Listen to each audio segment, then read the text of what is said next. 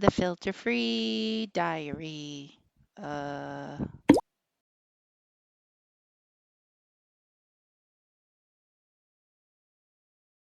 Good evening.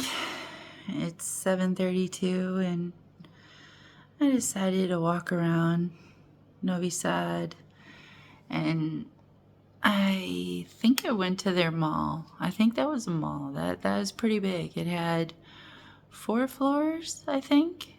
0, 1, 2, and 3, I think. And I got food from a place called Fresh and Resh. Pretty good though. Pretty freaking good. Their shrimp and their fries, very good. And I got a salmon sandwich, and that was pretty decent. And thank you so much for having those options and being there. And that was a fun little day of like walking around and exploring the mall and getting a look at the city. So that was very cool. And tomorrow, of course, tomorrow morning, I'm heading to my next location, and I'm going to try to pronounce it. It's called, I think, Saibak, but I don't know for sure yet. I'll have to wait to hear someone else say it. That always helps. Demonstration. Yeah, the power of, someone demonstrating, the right way to do something. That was hard to say. Okay. So I am watching some YouTube because on occasion I'm like, YouTube, show me the things. And I have a couple of channels I watch, and this is one of them. And it's a thing on the demiurge. And I might have seen this one before because this one is like 5 months old. It's What is the Demiurge Part 3, Simon Magnus and the Gnostic Revolution. Yes, I said Gnostic. Yeah, we just won't go back there. Anyways, a little behavioral correction. Yeah, successful. So, he's talking about how the demiurge is some kind of like, terrible god, and how, people wouldn't even necessarily call it a god because a god has to have some part of it, considered actually good, and they're not finding anything good. They're just, taking a very clinical, a very psychological view of this. And, back in the day, 2000 or so, whatever, or longer, right? Because it would have been Old Testament. So like, whatever they say, like 5,000 years ago, something like that. Back in that time, where men were apparently living much longer than they do now, they must not have had a very psychological view of information, right? Like they must not have looked at their father's bad habits and been like, he beats my mom because why is it always violence? I don't know. Why is it always violence?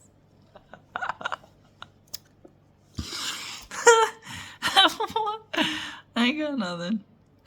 So anyways, why those things? Right? And the only thing I can think, and this of course putting in the correlation of like, them living a lot longer too. The only thing I could think is they didn't have as many broken mirror pieces. And yes, full circle, right back here. Yes, of course, we've been talking about that the whole time. Because the 18 is the broken mirror, right? Because it should have been a 9, it should have been an I, it should have been an I, and it got broken. So back in the day, was there just a higher standard for how people acted and behaved and carried themselves and spoke, and the actions and behaviors they decide to express?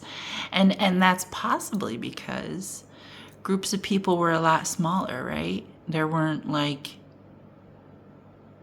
100,000 people in a city, or 30,000 people are in a city, or, however many, even 10,000 people in a city is kind of a big city. I mean, not in the grand scheme of like New York City, which is like, a million people or some odd ridiculous number like that. But when your community is like 100 people, don't you know everyone? Isn't that why people hate small towns? Yeah, so aren't you indirectly kind of held to a higher standard, or else the whole town hears your business and the whole town knows you're drunk and you do bad things and blah blah blah blah, whatever, whatever. And if that's the case, if you're holding yourself to a higher standard, then you don't have as many broken mirror pieces, because you won't accept as many broken behaviors. You'd be like, no, because the whole town will judge me, so I will, you know, go to work and do the thing I need to do, and then go, clean the house or fix the garage or do whatever it is I do, and I will do all the things I'm supposed to do, and I will do right by my children, and I will do right by my employer, and blah blah blah, all that stuff, because who you are is not just a number lost in a crowd, but who you are is like, Joe next door. And if that's the case, then of course you're not crossing off logic, and of course you're living longer, because you're being healthier. And so did they not have examples of broken mirror pieces, which is why they don't know that all this big, angry, bad shit is actually bad shit? Is that what we've learned? Have a good evening.